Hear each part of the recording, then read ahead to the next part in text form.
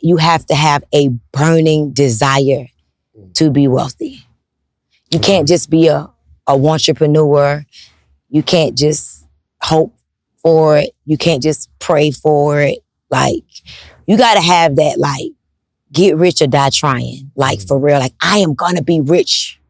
I am gonna be wealthy. How do you develop that, though? Me personally, I live off of just different philosophies. And me personally, is like, there's a fear that makes me stop and there's a fear that makes me go.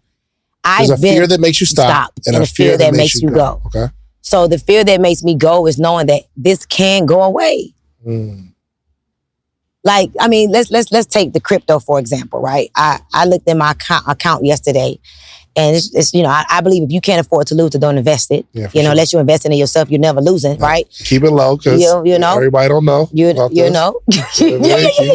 But no, my crypto account, my Coinbase account. Okay, I got you. You feel me? I thought you saw. Okay. Yeah. And it was down over $70,000. So what about the people that really took their last? And like, I started yesterday, just like, I don't look at it, and I'm like, oh wow, $70,000. What if that was all I had for a business and my job? I remember when my crypto account was like over $250,000. And then yesterday I was like, oh crap, this is crazy. Jeez. But it was like, that's the fear that's like, okay, it's go time because you thought it was going to be this. But the beautiful thing is I know it's going to grow.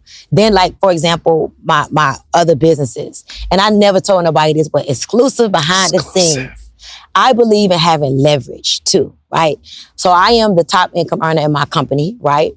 But, and I'm happy. I love my multi-level marketing company. But I also know, like, if you go acting crazy or something, I got me a couple of other businesses that I could fall back on. I got my own skincare. I could just take my energy and put it over here.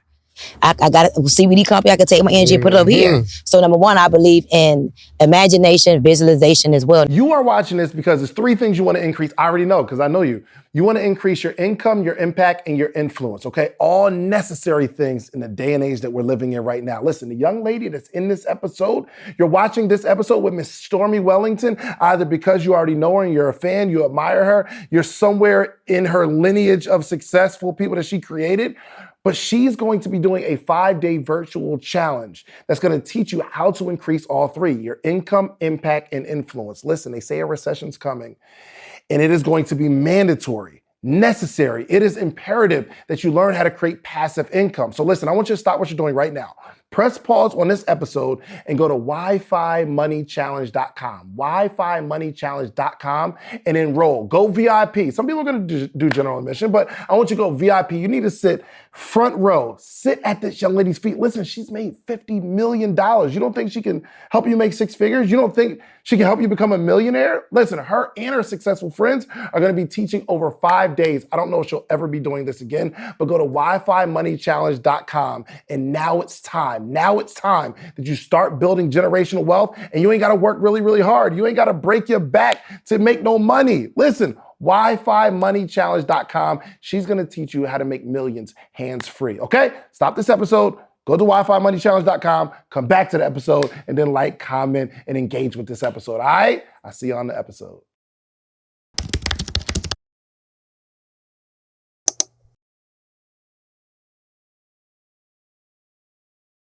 We interview people who do dope stuff. And you've been dope for a long time now.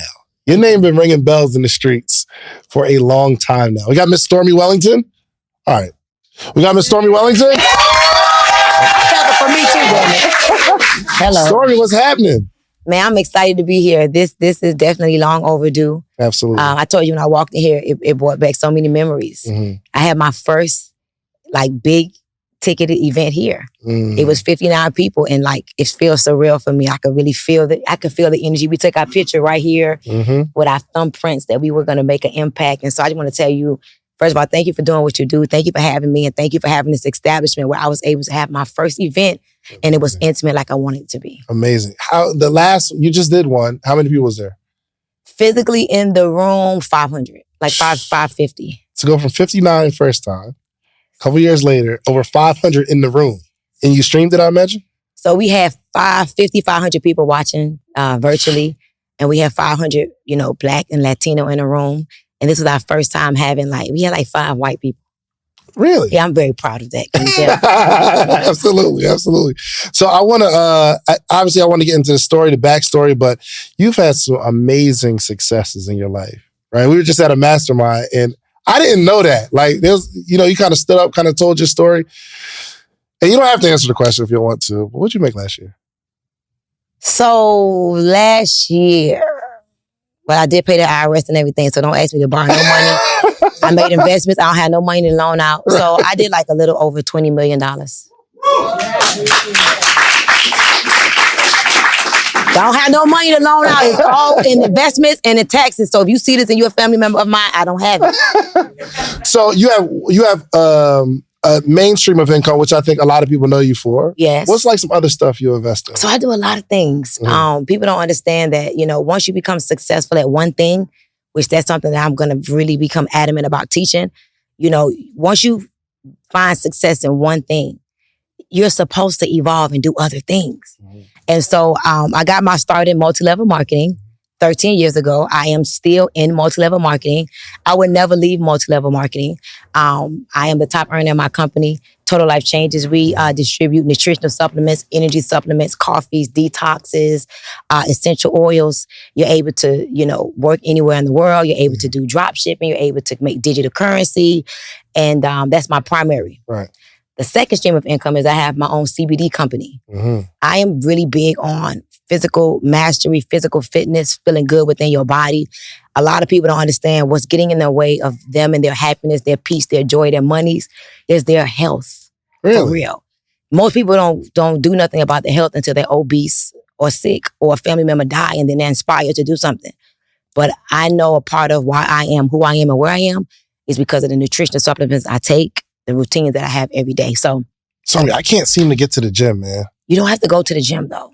Let me tell you something for real. I can't seem to work out. If you was to put just a 30 minutes to an hour within your body every day, you would 10x your life. What you mean? Put it you would make in my more, body. Give yourself more time for you. Not the businessman, not the husband, not the dad, not the sleepers for suckers guy. I mean, decide that you're going to do this for you for 30 minutes. It could be walk. It could be do some jumping jacks and push-ups. It'll change your life. It'll change your mind. The things you've been learning will be elevated and escalated because you'll be different mentally. So working out and moving your body is not just about being fine. Don't get me started on that. I could talk about that. It's about the physical capacity that you're able to take yourself to because you're different. It opens up different parts of your brain. So when I see all of y'all, I'd be like, oh my God, if they just was to care about their body just a little bit more, they'll make 10 times more money. So don't even get me on that. But, so I have my own CBD company. One of my top sellers is a superfood for the face. CBD is 250 milligrams of CBD. I'm big on anti-aging as well. I'm 42. Oh, wow. And yeah. Really? I'm not a MILF, but I'm 42. And, I'm big on wanting to feel young and look young. Part of why my mom died at an early age was because she didn't like what she looked like. She was depressed. And it made her make really bad choices. So I opened up and launched my own skincare line. And nobody really knows about it. It's still like the best kept secret. Wow. But that's why my skin look nice. Clearly. Exactly. I see my skin look nice. Exactly. So I have my own skincare line. And I've been crazy about lip gloss for a very long time. And so I launched a lip gloss line as well. I invest in real estate. I make passive income in real estate. I also have some digital behind the scene monies that I make that I don't talk about too much. For sure. And then I have a community. It's called Girl Hold My Hand. It's a subscription-based community, but I really love the people in the community. Yeah. But they kind of pay a little bit just to kind of have a little teeny bit of access. And so those are the things that I do primarily.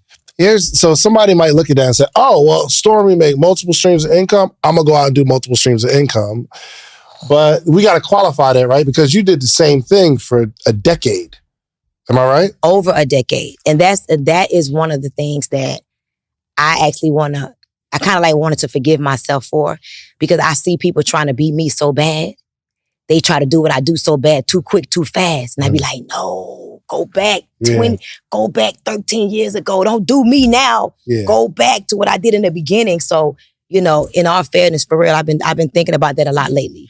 No. Follow one course until successful. Write this down. Focus. Follow one course until successful.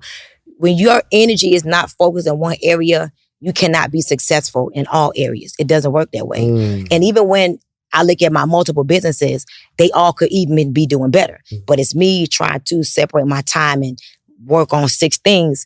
When I was focused on one, I made even more in that one than these put together. For sure. You get what I'm saying? Sure. So people think multiple streams of income mean multi-millionaire. No, I mean, you might be tired, stressed out, overworked, and underpaid. Mm-hmm. So focus, and I truly believe that where focus goes, energy flows. And so you can't be all everywhere, even in your family life, your personal life. Like, you have to find a focus and decide to sit in that focus of that thing until the desired result is accomplished. Do you have like some sort of formula when, because some people are like, yo, I'm making $5,000 a month. I'm about to do something else, or 10,000 or 20,000. Is there some sort of formula we can follow to say, okay, I'm going to lock in on this one thing for X amount of time or reach some sort of success that we can define, and then it's time to split focus?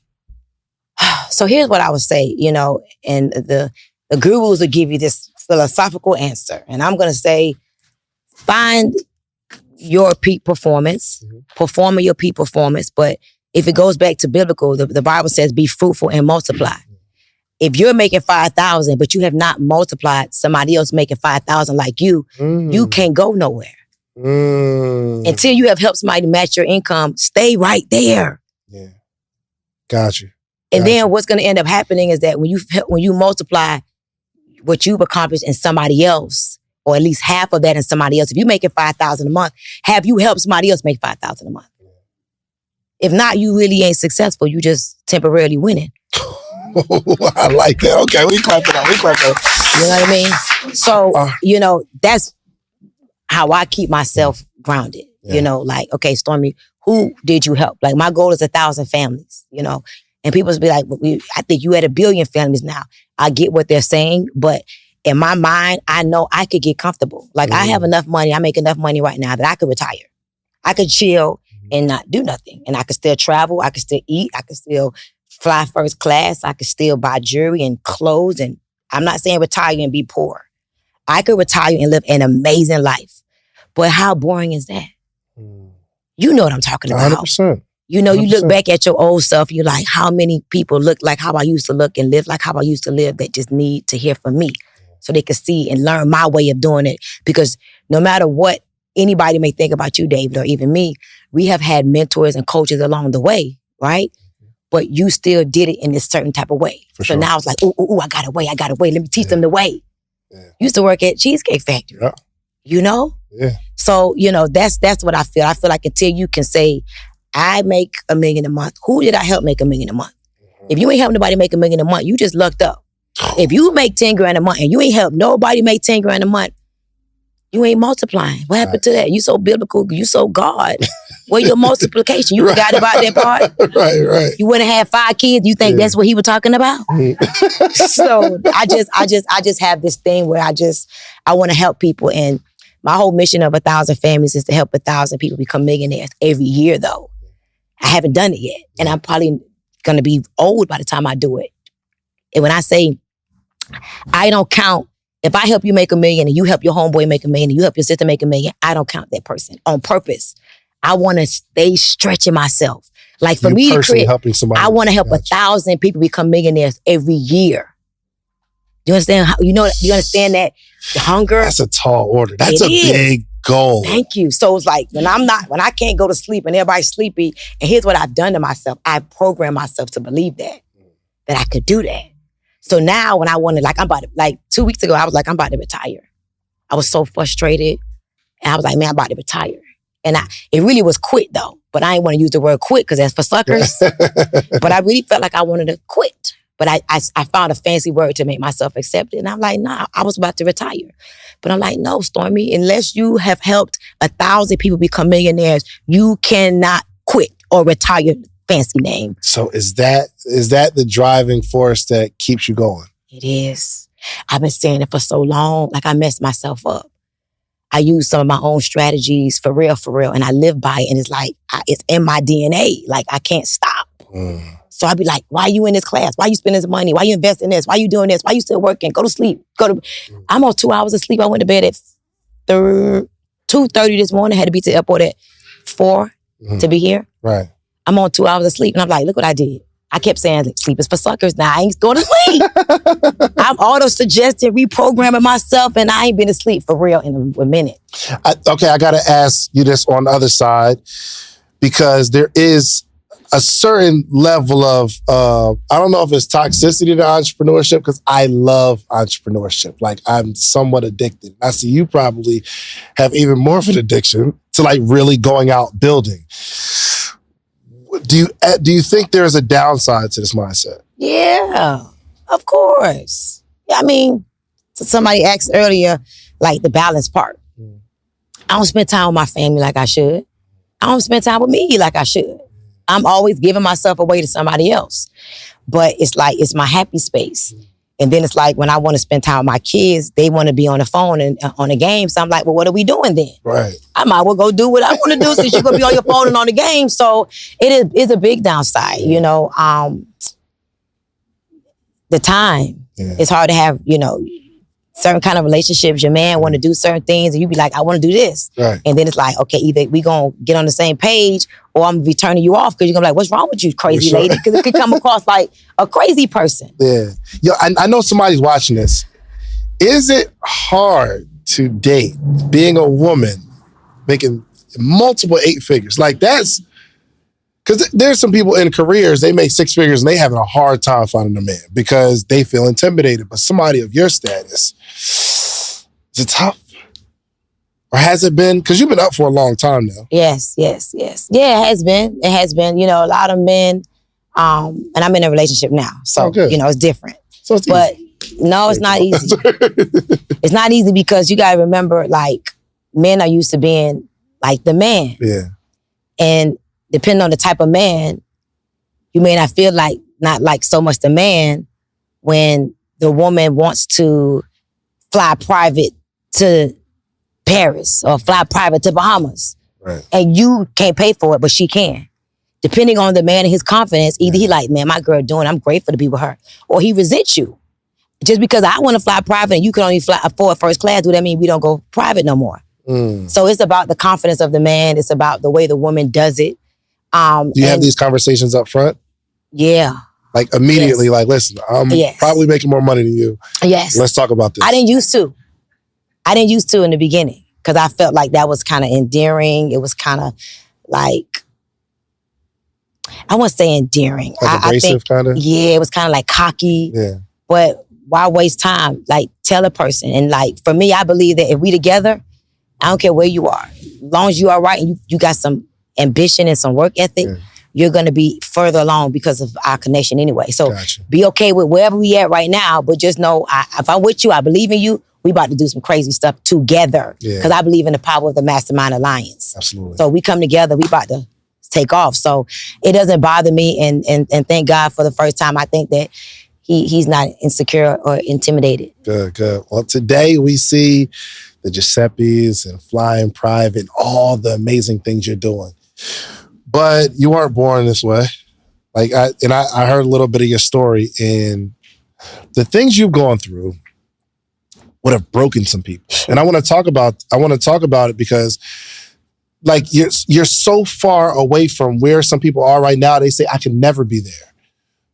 But I got to go back to the Stormy when it all first started. Where do we get this ambition from? As far back as you can remember, where'd you get your ambition from? You know, I have to say, my first coach, example, role model, inspiration was my mom. So my mom was a real big drug dealer. Like, really? She was the girl. Yes. Your mom was a drug dealer? My mother. She was the drug dealer, and my dad was working underneath her. What? Really? Yeah, my mom was a big old boss. Yeah, for real. So like all the things people see from me is like I took her hustle, her illegal lifestyle, and I took it and I recreated it in a legal way. Mm. So I learned a lot. I remember being as young as like 10 years old. My mom used to traffic her own drugs, and I used to watch her pack it. Really? Yeah, like I remember being a kid, like seriously. So rest in power, Mom. I'm not talking bad about you, Mom. I'm talking good about you, all right? Sure. So yeah, my mom was a boss and she handled her own business. My mom, I remember being like 9 years old and I never told nobody this, so this is really exclusive. Hey, this is exclusive interview. I never talked about this ever. I remember being 9 years old and my mom used to my mom used to go in disguise trafficking drugs. And her disguise was that she was a beautician. So she'll go get this big beauty bag and she'll buy the big old perms. Don't do this at home, ladies and gentlemen. Don't go to jail. And This is not the how-to traffic drugs workshop right now. You understand? But this is what I remember. So remember, I'm not, imagine being 9 years old. And so I'm watching her wrap her drugs and saran wrap and put it in the perm so that you can't smell it. And I used to be like, oh my God, my mama going to jail. I used to say this as a kid. She didn't know I was watching, but I saw everything. And so every time she'd go and come back with more money, I used to be like, this is a pretty good career. She gets to travel. She never get caught. So I remember being young thinking, I may do this one day. For real. And then my mom ended up going to jail a lot. So as she would go to jail a lot, I would be like, okay, this is the part I don't like.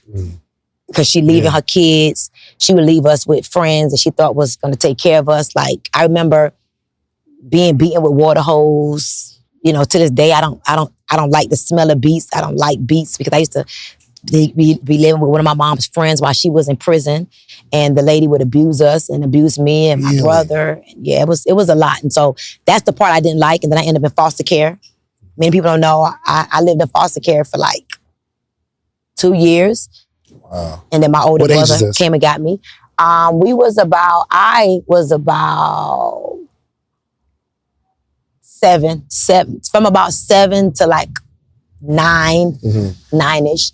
So, you know, I remember a lot. I chose not to like relive these things, but like talking about it with you is exciting to me. Like, wow, girl, you came from all of that. So, you know, watching my mom sell drugs, watching my mom go in and out of prison. My whole family sold drugs. My brother sold drugs. My family was into drugs. My uncle sold. That's what I grew up in. And I remember one day looking at my mom saying, I'm so inspired by you. And she was so excited.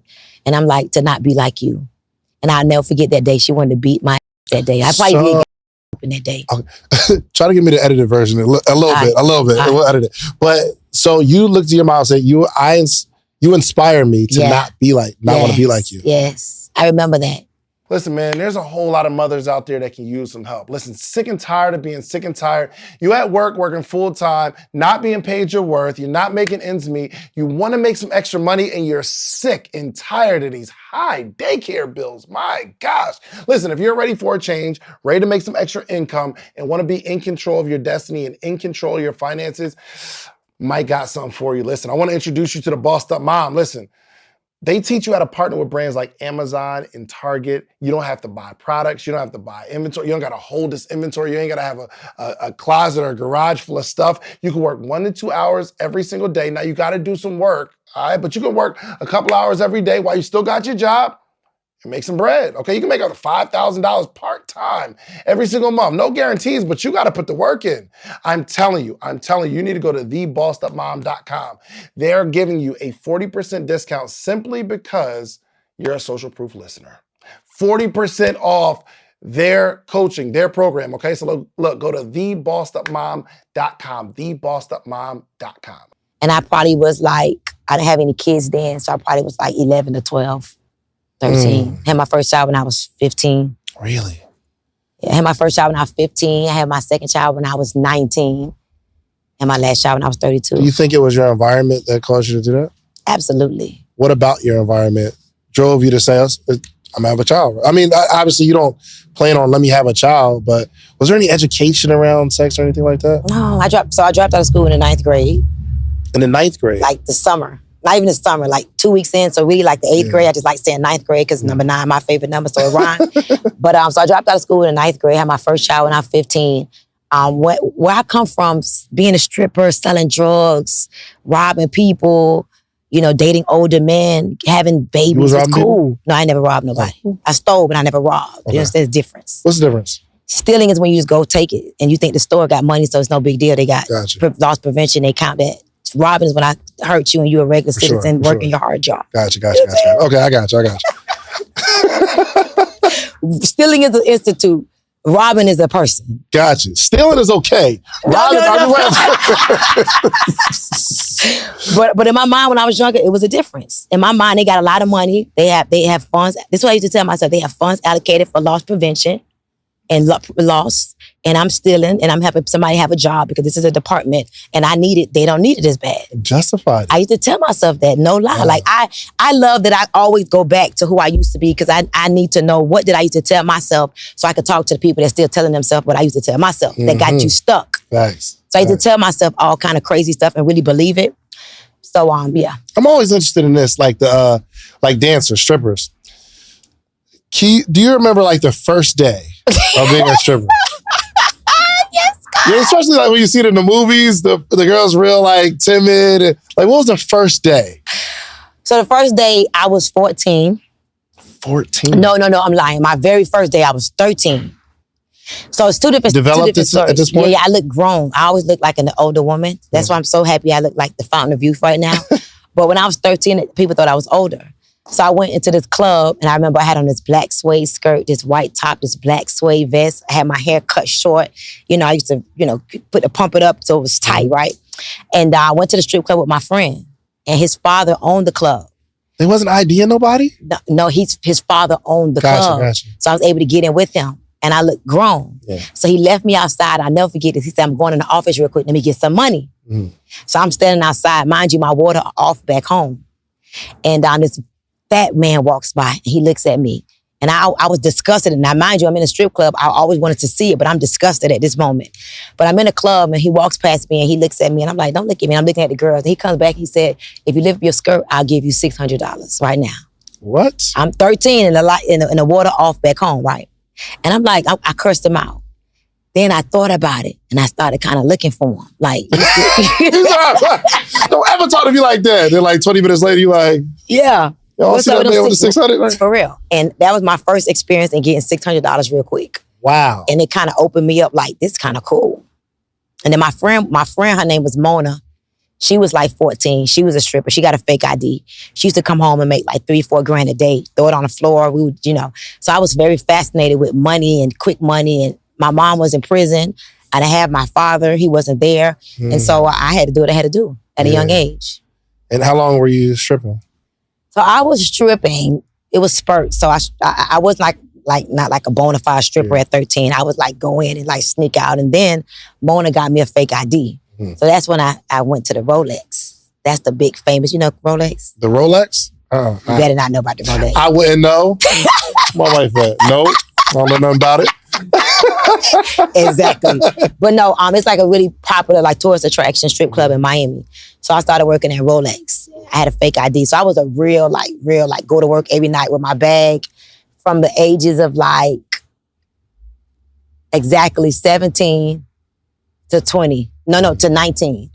When I got pregnant with my daughter, I decided I was not going back into the strip club. That's how I really got out. Her dad kind of like saved me, Where I'm from back in the days, even now, the men save the women and take them out the club. They do it here in Atlanta too. Yeah, for sure. I'm just making sure you. Did you get saved? I got saved. You got saved? I did get saved. I did. So I know that whole save movement. How was the process? Like, if you start dating somebody, this is kind of interesting. If you start dating somebody, like, while you're at the strip club, eventually the man is like, I don't want you to do that no more, but that's how I found you. Not all men. Like not all men. Some men just want to have fun. So they actually, the fascination of you being in a strip club is a part of why they like you. And you better not stop dancing. That's a part of the fascination. That's a part of life you probably don't know about. And y'all probably don't know about this life either. But yeah, some of the men like that you still dance. They don't want you to stop. And then depending on the caliber of a man and what he wants and what he sees in you, that would determine if he like, okay, I need you to have to stop doing that. Yeah. So it just all depends. But that's what I had that experience. The person that saved you, did you fall in love with him or was it just an out for you? I mean, I was 19. I was in that kind of love at 19. Yeah. And I had my daughter from him. Yeah. So I was that kind of love, the 19-year-old love. You know what I'm saying? For sure. Different kind of love. Yeah. Goodness gracious. You went through some stuff. Yeah. So, fast forward to this network marketing thing. And I got to ask, because I was asking my boy the other day, is it easier, more difficult, or about the same being involved in a network marketing company today as it was back in the day when not a whole lot of people knew about it? When the first thing you're like, I can make money, all I got to do is tell so-and-so, do you think it was easier or harder back then? For me? Yeah. Well, period. Just the so industry. It's hard to answer that question because I make more money now than I did back then. For sure. So it depends on what you're using to measure it up against. I think more people now are open to it, but I also think more people got in and failed. So if I get in network marketing and I just joined a week ago, and then you my boy and you got in and you never did nothing and you quit, and I asked you, hey, I just joined this company, what you think about it? I am not prepared for you to talk bad because I'm thinking that you're going to be excited for me, For sure. not knowing that you joined a company and didn't do nothing. So I feel like people join and then they go out into the world, and the world who have their opinion, who never really worked it, instead of them saying, hey, I didn't really do anything, it didn't work for me, or I quit the first day like most people do, they discourage new people. I just think that too many monsters are eating up the people that sign up. As soon as they sign up, they go talk to their family and their cousin, Murphy's committee, you feel me? And then now they get eaten up by people who never really gave it a chance. I think I see what you're doing in terms of because obviously the engine is TLC, right? TLC opens up the door. So I see that's the engine, but you built like a whole nother culture. It's not just about like the meetings, right? You do events, you have a whole different culture. And can somebody show me the chain real quick? You can sit right there. I thought that was so interesting because you built a culture where you got the 1,000 families chain. Tell me where that came from. So I've been in multi-level marketing for... I'm about to taste this too. I just take it out. Yeah, just shake it up real quick. Shake it up. Yeah. There you go. Okay, because you kind of open it. There you go. Okay. I don't want you splurting on me, my Versace jacket. I've been in multi-level marketing for 13 years. And I learned a long time ago after my first year. So my first year in network marketing, I made $1 million my first year. I made actually like 1.5 my first 14 months in network marketing. That's all right. I see, this is my first time actually tasting it because you see it on the internet. How many of these can you drink though? I drink like 4 a day. It's like an energy shot. Like makes me get pumped up when I feel low. I take that and I take this and I'm gone. I think my problem is I would just be drinking them. It's vitamins. But you know, like the vitamins, the chewable vitamin C's, I just be popping a billion of them joints. I can't drink a whole lot of these. It's vitamin. What's going to happen? You going to die from vitamin overdose? And I got another one? Another one on you? Okay. All right, go ahead. I'm sorry. So, what was your, yeah. So I started in network marketing almost 14 years ago. And I learned a long time ago that it's not just about how you become successful, it's about helping other people to achieve success. So my first year in network marketing, I made like 1.4 million as an amateur. First year? My first year out the gate. Before your first year? I was doing customer service, making $13 an hour. What? Customer service. So I left customer service making $13 an hour. My boss, I made $1 million for my company, Collections, right here in Marietta.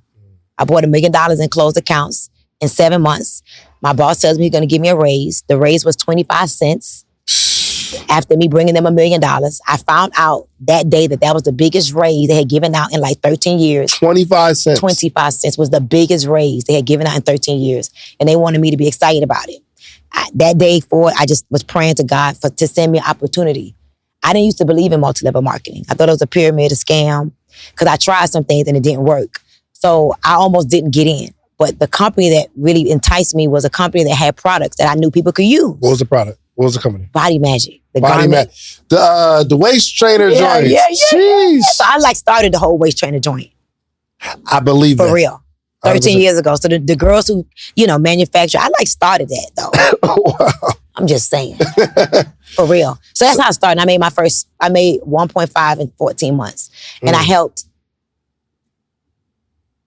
like 10 people become millionaires over there. And so back then I used to say I would help 50 families make 6 figures a year. And everything was I. And I didn't understand the difference between I leadership and we leadership. What is it? So I leadership is when everything is about you. Yeah. Everything I do for me. Very selfish, very about me. But we leadership is when I see you, I believe in you, and then I do things for us. And it's about how can we work together as a team? How can we get better as a team? No man left behind. I want to help you elevate. The more you elevate, the more we elevate. So I went from I to we will help 1,000 families make 6 figures. Because in my mind, I can't do 1,000 alone. So it's like, let's create a team. Yeah. So I'm really, I watch my team. I pay attention to them. I look for the ones that's really solid. As you know, people don't stay solid long. For sure. So if you serve the most, you show up the most, you help build a culture, and you really like, it's not even about really the money, it's about how you serve, you can earn a necklace. So, okay, so what are the qualifications to get in a chain? So you have to have like one of the biggest stories. So they really don't probably know this. Nobody probably knows this. I didn't ever get interviewed, by the way. So, but I just want you to know. I appreciate you being here. I'm glad to be here. So this is a really good question because I don't think even they know. So number one, I look for like who creates the biggest story, who helps to create momentum. So in network marketing and in business, really, it's about stories. Facts tell, stories sell. So your story is so big that we use your story a lot. So now everybody knows you because some way, somehow, your story help us to pivot or help to create a shift. Because it's the stories that this industry is based upon. I don't care how great a product is. It's about the story behind the product or the team or the company. Yeah. And so your story, number two, you start to serve. You know, I was taught by one of my mentors, you know, when you build the team, you make money. When you build the company, you create wealth. So I always looked at the company like it was my company. I never looked at it like the owner company. It's like, in my mind, this is my company. So everything that I did was for we, not for me. Yeah. So I watched the way they serve the company. You know, you got people that don't understand the difference between I leadership and we leadership. And the more you give, the more you receive. So they're so selfish, they just want to help their team. And they don't know that's why they broke. Yeah. So I watched the ones, how they serve the bigger picture. And then I also watch like your respect. Do you have respect, integrity, character, honor? How do you edify the company? How do you edify me? How do you edify the stories? And based upon who showed up the most, and you gotta at least have made like at least over $200,000. You could get a necklace. We don't have many necklace recipients. We probably have in the entire company between 1,000 families and 1,000 familias, probably about a good 60. 60? And it should be way more than that. These are not cheap. I wish I could do that. I want to take it back from several people, but what I'm going to do? Right. Go up to you with a gun, give back my chain. Gangster now. Right, well, got to be the old Stormy. You know what I mean? We the new Stormy. But I do be wanting to do that. Yeah. I really do. Like, isn't that Suge Knight that took somebody's chain back? Oh, for sure. I be wanting to take the chain. Death Row, give him the chain back. But no, it don't work like that. You know, I think it becomes a memorabilia for people because no matter what, they had their greatest moments with me and 1,000 families. They made their most money with me and 1,000 families, and they were their happiest. Yeah. Even though they may not want to admit it. So it's like they look back like, so they keep it as a memorabilia. How'd you come up with the idea for the chain? I like rap. I'm a rap trapper type of girl, you know. And I like when the rappers had the chains on. It's like, that's gangster to me. Right. And then I guess it symbolizes a crew. Like that was the illest thing I've ever seen. Like, especially in, like, because you only see that with a record label. That's my point. So it makes you identifiable. It's a conversation piece. It's like, who are they? You know, I normally wear mine. It's real big, but you know, I'm in Atlanta. I'm trying to tone down a little piece. And so you walk through the airports, you walk through the mall, and people know 1,000 families. And they're like, thank you, oh, y'all 1,000 families. It's like, and it's also a recruitment tool. Yeah. If you walk up to me and you see me with 1,000 families, I'm looking like this, you're like, oh, what's 1,000 families? It's a conversation piece. So now it's up to you to turn that, what's 1,000 families into a opportunity to connect and create a new relationship. That's dope. So Mark, who edits the podcast, he's been with us for maybe like 6 months, and he's like, yo, I need a chain, like a part of the chain. I pay him every month, but he's like, I need a chain. Should I give him a chain? Or? It depends on what is he doing. Is he doing more than he's paid for?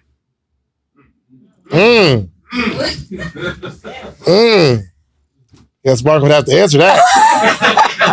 We don't want Mark to go AWOL on the set, so we're not going to answer that right now.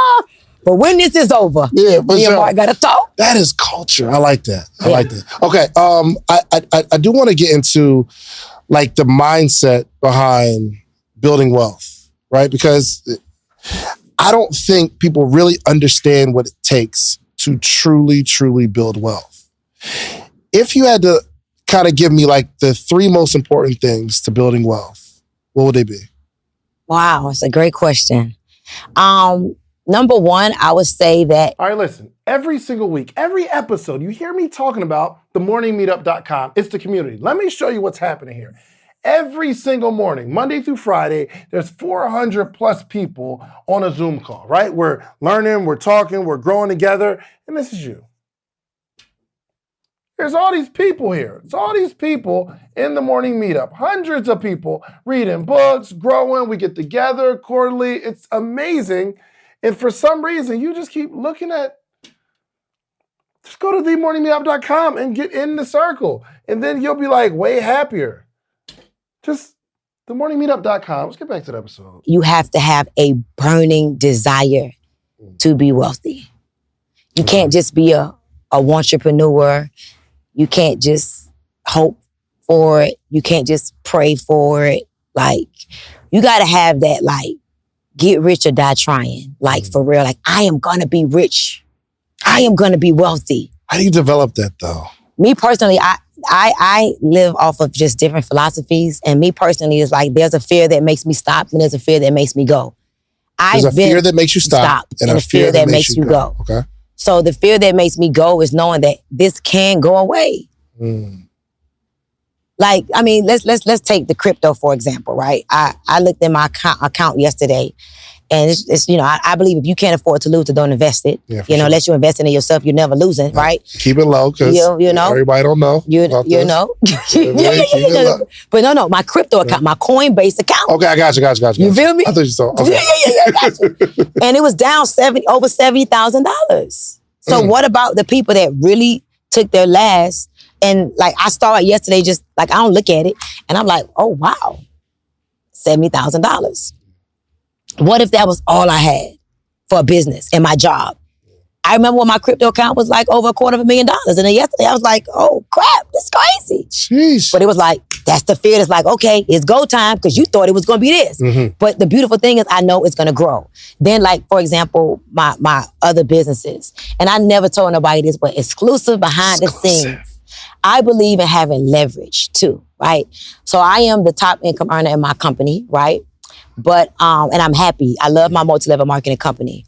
But I also know, like, if you go acting crazy or something, I got me a couple of other businesses that I could fall back on. I got my own skincare. I can just take my energy and put it over here. I got a CBD company. I can take my energy and put it over here. So number one, I believe in imagination, visualization as well. Number two. Number one is burning desire. Hold on, because that is real. Because I've seen a lot of companies, because at the end of the day, it's not your company, right? It's not your company.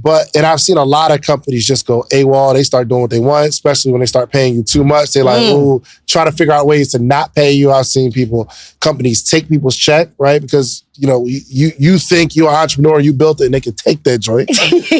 But I like the fact that you said, and I feel like you've probably been in the office once or twice and had to remind them, like, hey, listen. Yeah. let's not get it twisted. Yeah, I have. That's major. Yeah, so I just had to throw that in there. But so becoming a millionaire mindset. So number one, burning desire. Like, you have to have a burning desire. And most people just have the desire. Yeah. It ain't burning enough. Like, I believe in principles. I live a very principle-based life. So whenever I'm in doubt, I go down to principles, or I go back to principles. And I say down. So like, I chunk things down. So I believe in, like, honor thy mother and thy father. Like, I take care of my dad to this day. He's on an allowance. He don't ask me. He know he got his check. At one point, my dad was on a $2,000 a week allowance. I took it down now. Jeez. But no, so I'm saying it because I have a burning desire to do that. I can't imagine my dad calling me saying, I need $200, and I'm mad and I'm arguing with him because he asked me for $200. And I see people do that. Yeah. I've been with people and they mom or dad calling for $200 and they mad. That is your mama. That is your daddy. Give your mama or your dad. That should be baked into your bills. Yeah. And they're probably not mad at the fact that they're calling. They're probably mad at the fact that they can't provide it. It's both. They just have programmed their mind to be like, why my mama keep calling me? I'm the only child she called. Okay, well, good. But I look at it totally different. So that is honorable to me. Like, it's like, I always want you to have to put some respect on my name. Yeah. So I have a burning desire for that, though. It's not a negotiable for me. It's not a negotiable that I live freely. It's not a negotiable that I get to do what I want when I want. Yeah. I collected $1 million for a company and they gave me 25 cents and I used to eat lean cuisines and I had to carpool with my friend to work. You don't know what I'm talking about. And my water was off back home. I had to go turn it back on with the pliers. Those things made me create the burning desire. I guess with people, they might be in a situation, but it doesn't hurt bad enough for them to do something. They desire to get out of the situation, but because sometimes the job is enough for them to live, it doesn't create a burning desire.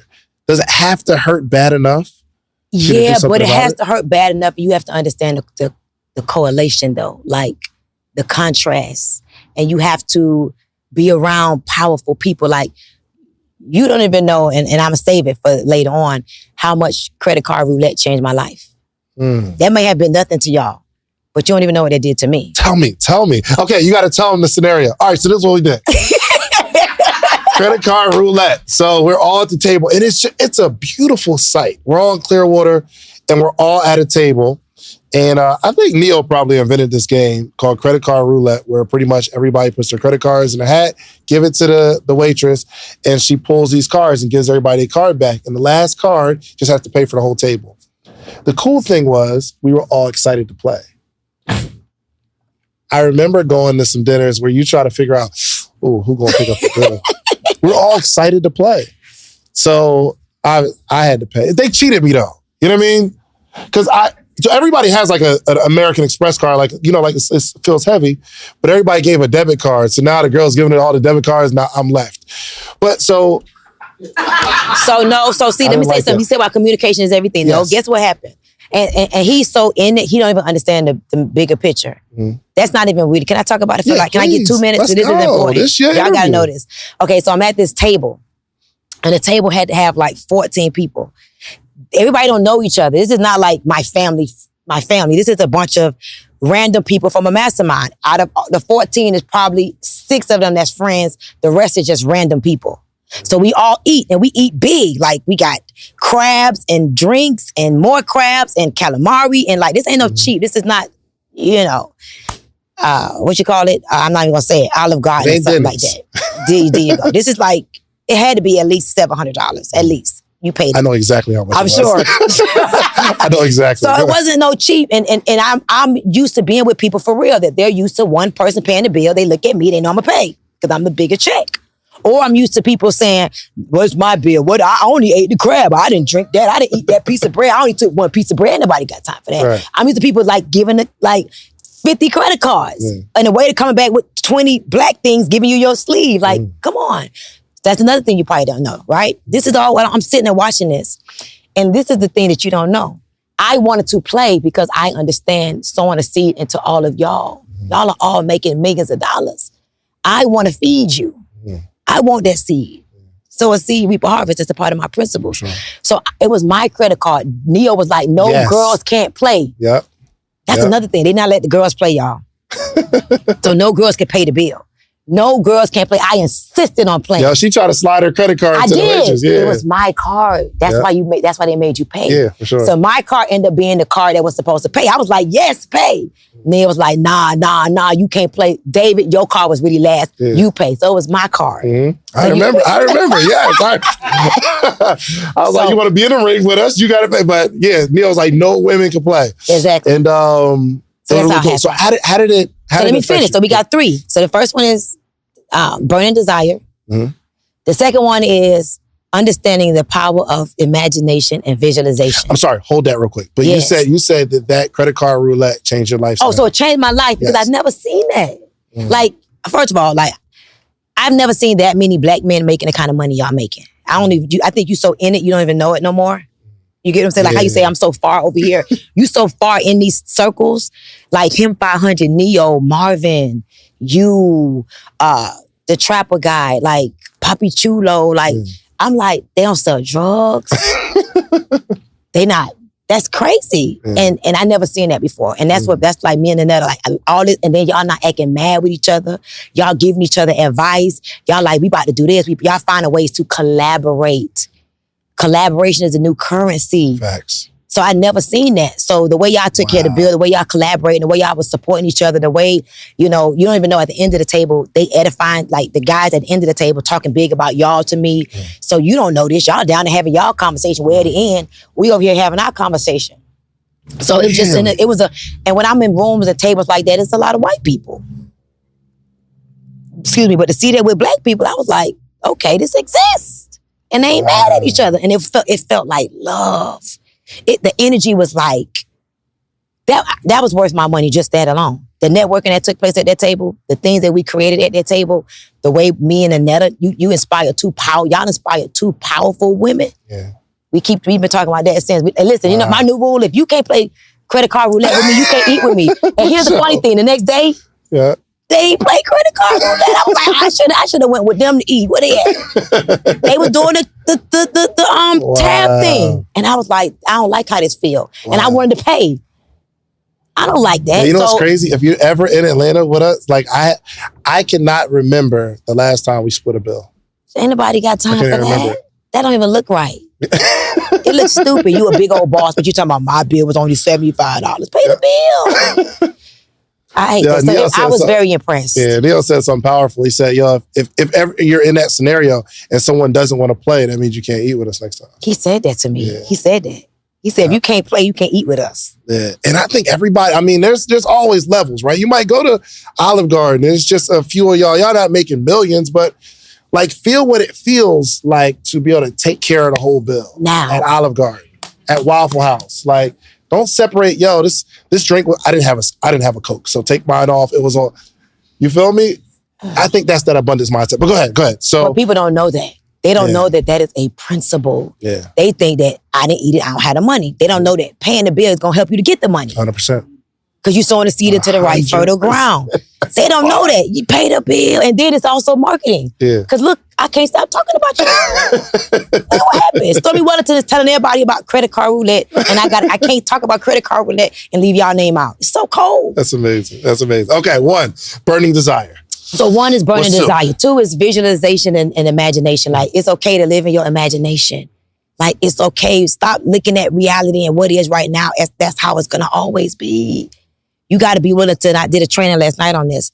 Who be, do, have. Who I got to become. Who do I got to be around? What do I got to be? What do I got to do? What do I got to do? What do I got to sacrifice? Like, what book do I got to read? What do I got to invest in? How much money do I got to spend on me? Like, I get angry, Dave, when I look and I'm like, I ain't spending money on me this month. I haven't done no courses. I haven't been in no seminars. I ain't been in no workshop. I don't know nothing new. I ain't meet no new people. What's up, Stormy? You tripping? No, go find something. Go find somewhere to spend a couple $100,000. I'm not letting a year pass and I done spend a couple $100,000 on my mind. But there was a point where I used to spend a couple hundreds. Yeah. It's levels. Yeah. I used to spend a couple hundreds to go to events. I used to spend a couple thousands to go to events. Now I spend tens of thousands to be in masterminds and to go to events and to learn, like, imagination, visualization, understanding what do I got to be, do in order for me to have. Like, my big goal right now is to buy a plane. And it's not because I want to take a picture and tell everybody I got a plane. My goal, I want to travel the world and I want to show people how to be Wi-Fi millionaires. I want to show people that you can be free, for real free. It's one thing to be a millionaire, but a Wi-Fi millionaire is a whole other kind of millionaire. So I need my plane so I can want to go and come back home and be in my bed at night. So I need to feel convenience, not inconvenience, so I could go and teach the people how to do what I've been able to do. If they could even do just 10% of what I've done, that's a $2 million a year for you. And I can show you how to do that. So I'm excited about it. I was afraid of this imagination, visualization that I had. I could have did it last year, but I really was like, let me see if this is going to be real. I don't just want to have a $20 million a year go buy a plane, and that's kind of dumb. Let me see how many of these I have. Then can I really afford it? I don't want to be stressed out about a plane because it's really another business and another stress. When did you start the visualization though? Like, were you in the clubs dancing? You had a visualization? Were you, like, when you're having your kids, did that create some sort of visual of who you are today? And maybe, did you even see this coming? So I always knew I was going to be rich or wealthy. I thought I would marry a rich man for real because I know how to cook a little bit. And before I remember I dropped out of school in the 9th grade. So where I'm from, if you're from the 9th grade, what you going to do? You got to get a job. And then I read Think and Grow Rich. I read that book when I was 18 from cover to cover. 18 years old. It changed my life. I was like, hold up. So when I read Think and Grow Rich and I started reading the laws and the definition of purpose and imagination and the things that you could apply, and I started doing it. And I would do stuff and then it would make me change my actions. Yeah. I was like, this is kind of cool. Yeah. When I saw myself fat, broke, and depressed, I became fat, broke, and depressed. When I saw myself You saw yourself fat, broke, and depressed? Oh, yeah. Before you were fat, broke, and depressed. Yep. When I look back, everything that I had, I saw it.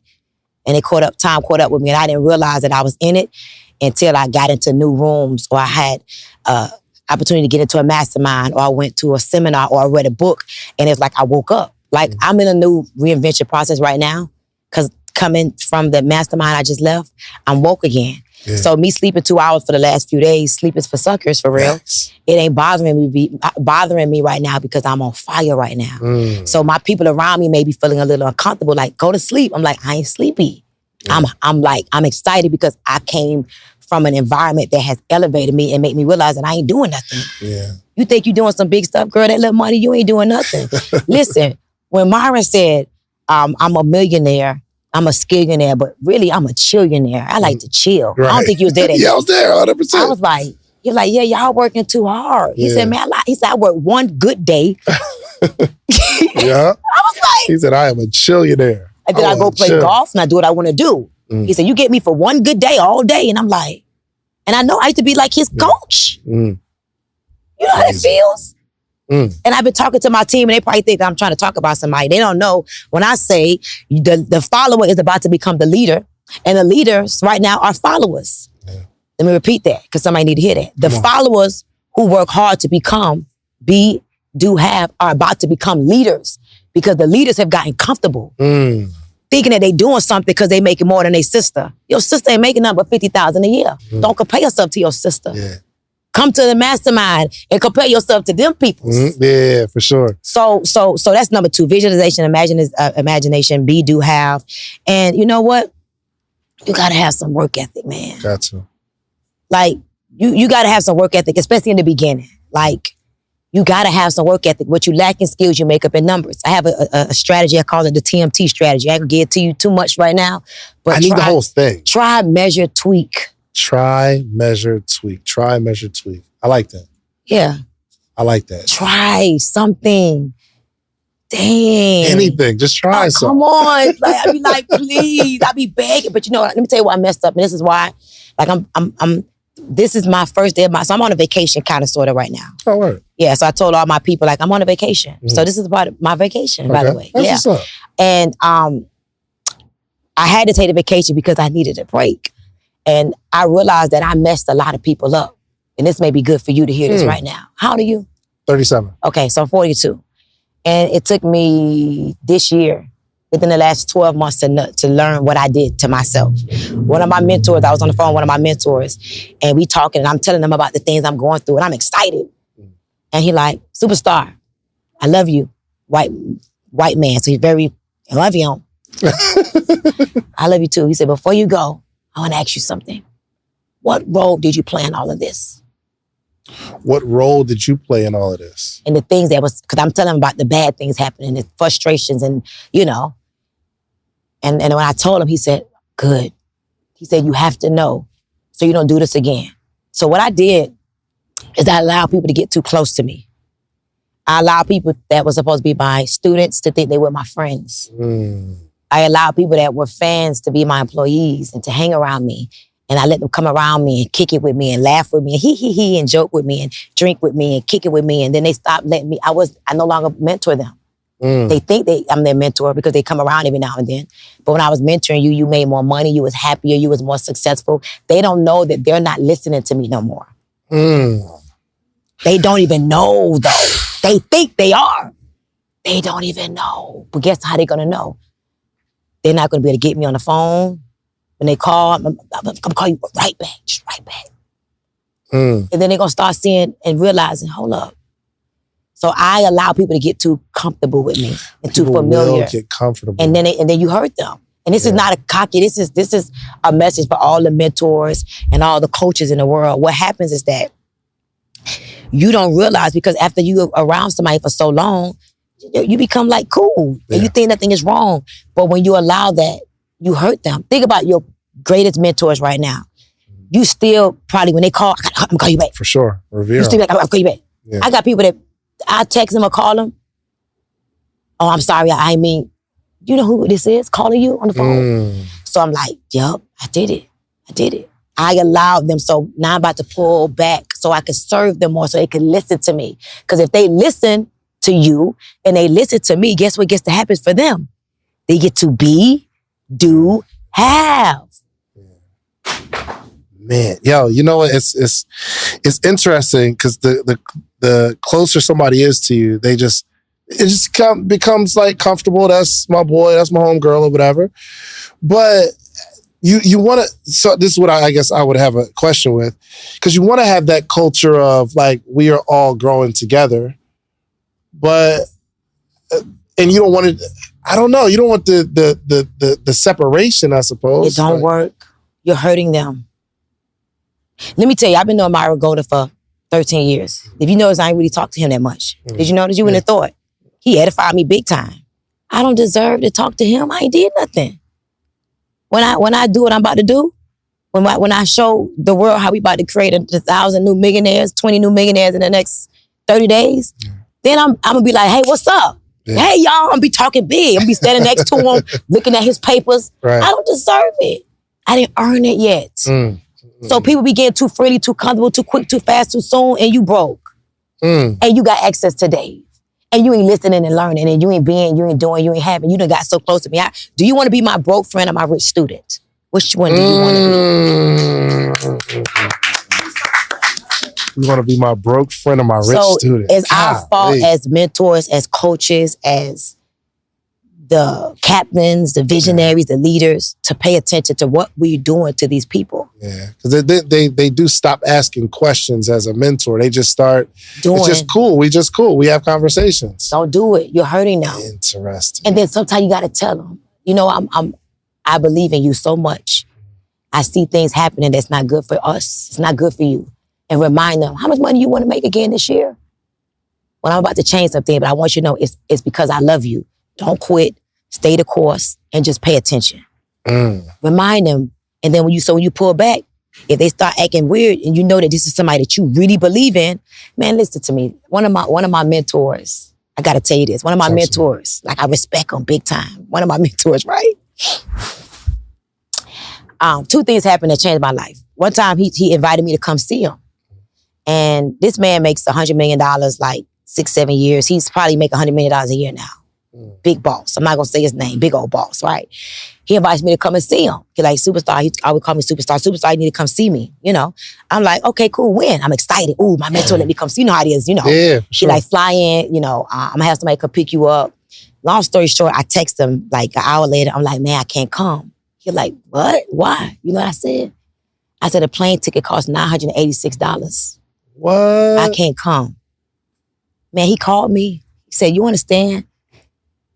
I charge $25,000 an hour. You coming to see me for free? The value I'm gonna give you is not worth the $986 plane ticket? That's all you gotta pay to sit with me is $986 and I charge $25,000 an hour and I'm letting you see me for free? He hung up the phone. He hung up the phone. I said, oh, this makes sense. I'm worried about the plane ticket. He about to give me so much wisdom to collapse decades into days, and I'm tripping about a $986 plane ticket. In my mind, I'm thinking he's gonna be like, oh yeah, that's too much. I thought he was gonna be like, yeah. I thought he was gonna be like, yeah, that's too much. But the way he gave me that clarity, I was like, oh, that makes sense. Man, I put that ticket so fast, sent him the confirmation so fast, and I was there. Come on, like. Wow. Goodness gracious. What do you think your greatest trait is? My greatest what? Your greatest trait. I don't know how to quit. You don't know how to quit. No. My mama ain't teach me that one. She forgot to give me that lesson. I don't know how to quit. That's my greatest trait. I will not quit. Nothing gonna get me to quit. I don't care what you do, I ain't gonna quit. I may stumble, I may fall, I may check out for a little bit, I may be a little discouraged, but I ain't quitting. I'm gonna come back very strong. If you got one superpower, if you got any superpower right now, what would it be? Superpower. Consistency. My superpower is consistency. I'm very consistent. That's why I know I can have anything. While most people believe their doubts and doubt their beliefs because they don't believe in themselves. They don't trust themselves. Those are the people that start a new diet every other day. They can't lose the weight. They can't get the business going because they quit on themselves. And so they really don't believe nothing they say. So if you don't believe nothing you say, you can't be, do, and have. So now you're discouraged, you're depressed, and you fall into suicidal mode, and then you don't want to live because you don't trust yourself. It ain't even nobody else. It's you. Dang. So my super trait is like my belief in myself because of my consistency. So I guess for me, belief and consistency go together. It's like husband and wife or cousins. I keep quitting going to the gym. Stop. I go strong 2 weeks. Put it on the gram and everything. I don't know what to do about it. I'm trying to figure out how to get myself. I could tell you what you need. Tell me. A coach. This what we don't understand for real. And I got this from, I'm on a challenge right now. I'm in a 15-day challenge. And today is day 4. Every area of your life needs a coach. You need somebody that's listen, I'm gonna give you a shortcut to success. And I'm saying I ain't tell y'all this is for free. Whatever your goal is, find an accountability partner to hold you accountable to that goal. It may be your husband, your wife, your sister, your friends, social media. Tell people about it. The more accountability partners that you could create that'll make you embarrassed this time, the more you're gonna say, they ain't about to embarrass. I ain't about to be embarrassed. Yeah. So if you wanna lose weight or get some muscles and you wanna prove to yourself that you mean it, take a picture, take your shirt off, post on social media and say, I'm committed this time. Let them see your shape just the way it is right now. I'm built kind of bad. I don't know if it's going to be good for branding. You know what I mean? Yo, I do got to ask you this real quick, and we're going to jump into Q&A. So I want to say it was last year. You made a statement online for Black Friday. And I guess it came off as like, yo, y'all, I can't believe y'all took the day off because I'm losing money or something like that. Yeah. Why ain't call me? The internet, huh? Why ain't call me? Give me some support. I ain't know what to say. I'm like, I felt the message. I was like, yo, like, well, if my team took off, I'm like, yo, what we doing? Right. We don't take holidays off. This is like a life that we're building here. Exactly. But I do want to know what you were going through in that time frame. Oh my God. So I'm not gonna get emotional. So first and foremost, I know I hurt a lot of people when I said that. And I hurt a lot of people because the mentality of the majority of the people. Tell us exactly what you said. So I said, I lost $100,000 today. Like, forget the blackout. I'm back in. I remember. Mm-hmm. That's basically, It was like, I'm back in. Yeah. And I was real, like, stormy with it, Yeah. And I didn't know what was going on. Like, and you're going to probably attest to this. Like, I don't believe in watching the news. I don't like the sound of the news. I don't like the sound of the radio. Like, if I get in my car and the radio playing, I'd be like, I turn it off because it reminds me of when I was broke on the way to work. The news is always negative, always putting things in your subconscious mind. So I don't be knowing what be going on. Unless you call me or unless it's on Instagram, and if I'm strolling and I may see Shade Room, I don't know. So number one, like, I didn't know that George Floyd got murdered. I didn't know. Yeah. I didn't know the man had his foot on, and that may sound crazy because it was everywhere. 100%. But I really didn't know. And my son's father had took him from me. So I hadn't seen my son at that time. I hadn't seen my son. I hadn't seen my son for 2 months. So my son was kind of kidnapped. Yeah. Oh, wow. Yeah, I didn't know where he was at. My son's father wouldn't let me see him. It was weird. So I'm already going through this thing I didn't even know I was going through. And everybody on my team, at this point, we were making it was people that was broke making $1,000 a day, $2,000 a day, $3,000 a day, $30,000 a day, $40,000 a day, $50,000 a day. So it was like the stock market in our business. We'll slide and ooh, my check at $10,000. Ooh, my check at $20,000. So it was fun. It was we wasn't having no recession. We was in recess. We was playing. Yeah. So this day, I'm not knowing what's going on. Everybody are you gonna change your screen to black? I'm like, what? Hell no, I'm booming right now. Right. And y'all better not. And I never forget, man, my daughter was like, man, Mom, what to do? And then my team man, what to do? And this time I'm on a large call with my Latino team. And everybody driving me crazy because I'm the coach. And this is when they used to listen to me. Are y'all still listening? Y'all ain't get too familiar, did y'all? All right. They missed the assignment. No. So they asking me. I'm literally on one phone doing a launch call. And I said, let me shoot this video real quick. And I told my assistant at the time, let me shoot this video real quick. I didn't think about it. Again, I don't know what's going on with George Floyd.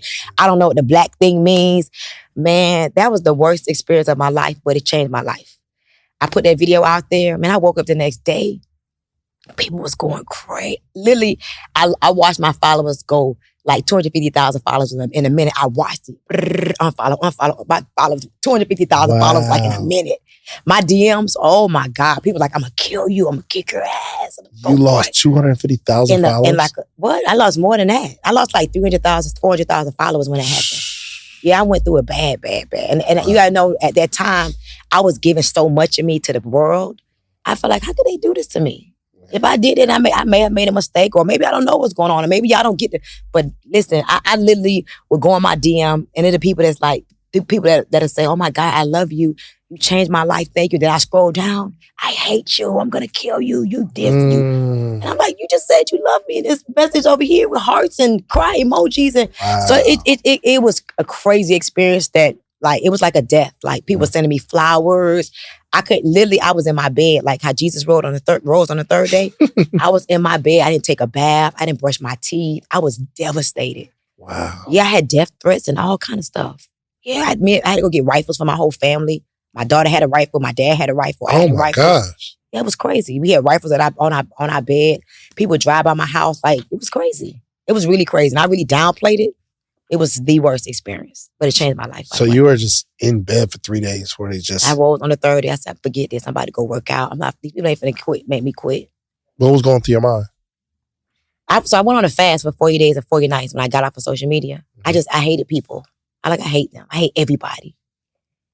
Nobody cares. All the stuff I do for people, all the sacrifice and all this knowledge I give, all this, time I give, how I change lives, I point at people, and this how they do me. I just was very upset. I was angry. I was hurt. I was confused. It made me not want to talk, because I'm like, dang, what if I say the wrong thing again? So I really went through it for a long time. Even when I came back, it was like, I would work out and just be quiet. Like, if you want to work out with me, just look. I ain't saying nothing. People like, come on, give us some words of wisdom. The ones that, because I had some diehard people. Yeah. They're like, we love you. But it was some people that was like, it was bad, very bad. It affected my kids.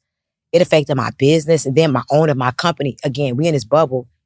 He goes on social media and says, such and such and such and such, all lives matters. He don't know. Dang, that just make it double. But he don't know. Yeah. He got a company full of Black, white, Latino, Asians, Africans, all kind of Norwegians. And he's thinking all lives matter. He don't know what's going on. So it was like, here's the Black woman working for the slave master. She's the house nigga. This is stuff people saying. It was crazy. So it just got worse and worse and worse and worse and worse. But, it's a part of the life process. I learned a lot from that experience. Did you think it was over? Huh? Did you think your run was over? I did, and I had my biggest year that year. I did. I was like, man, I thought it was over because I was going to quit. I was still going to make money because I am a Wi-Fi millionaire. Mm-hmm. I don't have to talk. Yeah. I really don't. Yeah. So I may have taken a pay cut, but I ain't going to be broke another day in my life and nothing like that. So it wasn't over for me. In my mind, I was like, oh, forget, it's over for y'all. In my mind, like, who else going to talk to y'all like me? Good, now y'all lost me. I ain't coming back. That's how I felt. I love it. That's how I felt. Explain this Wi-Fi millionaire thing to me. So I feel like everybody wants to be a millionaire these days, but people don't really understand. There's a difference between a millionaire that got to show up somewhere at a certain time, and there's a difference between being a millionaire that gets to do what they want, when they want, with who they want, and have the money to afford it. Mm-hmm. And I didn't realize that I'm a Wi-Fi millionaire till the last week. I'm like, wait a minute.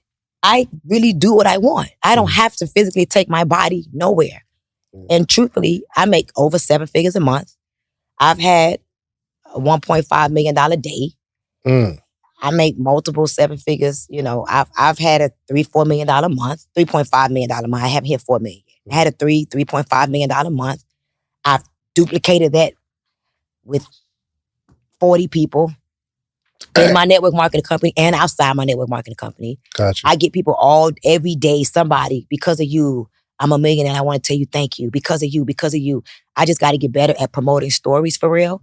And so I woke up like a week ago and I'm like, why aren't you teaching people how to be a Wi-Fi millionaire? And what hit me is I was at 10X 360 with branding, Natalie. Shouts out to my 10X family. I love these people. And I forgot the question. The question was, why are you here? And one of my answers was, I want to be proud of myself again. Like, people will probably think that Stormy's on cloud 9.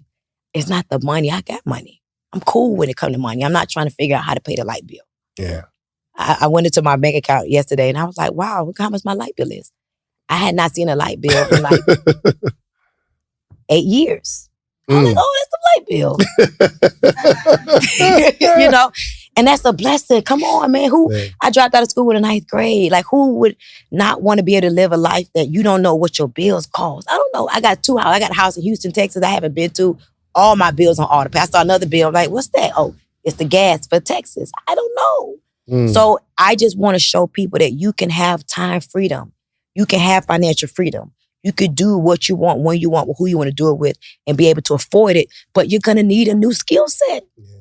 Like, you cannot be afraid to go get new skill set. And then once you get that skill set, here's something that I want to do. And I'm excited about this. So let me just sit up. Let's talk about it.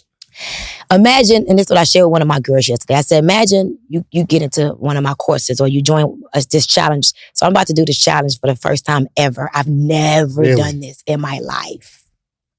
Okay. What's the challenge going to be about? The blueprint to becoming a Wi-Fi millionaire.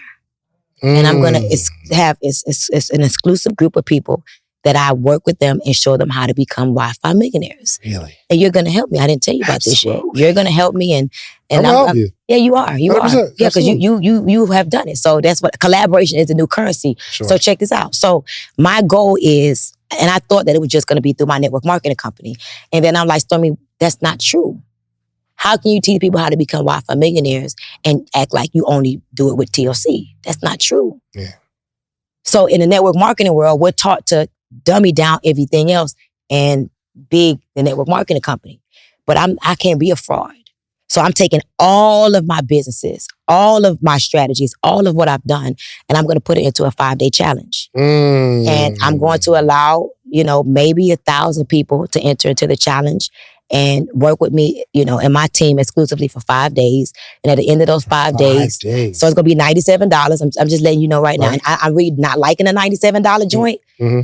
I think I'm going to do it at $197, general admission, virtually to learn. Okay. But I'm going to teach all of my philosophies, all of my principles.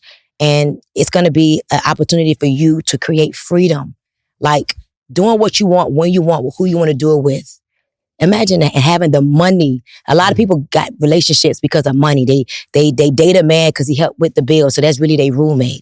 They with a woman because of the bills. They mess with their boss because they got to because they job. You know what I mean? So I am passionate about showing people what I've been able to do. And I've learned that when you don't pay attention. And that's a part of what I've been telling you. I was giving people too much for free. I've been doing a live every Monday called Wake Up and Win. I got 3, 4, 5,000 people on Wake Up and Win every Monday. How many people are actually implementing what I'm teaching?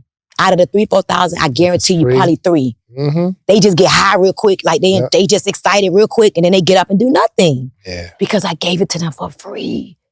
We're going to be a part of this challenge. It's my fault. It's my fault. Crazy. It's my fault though.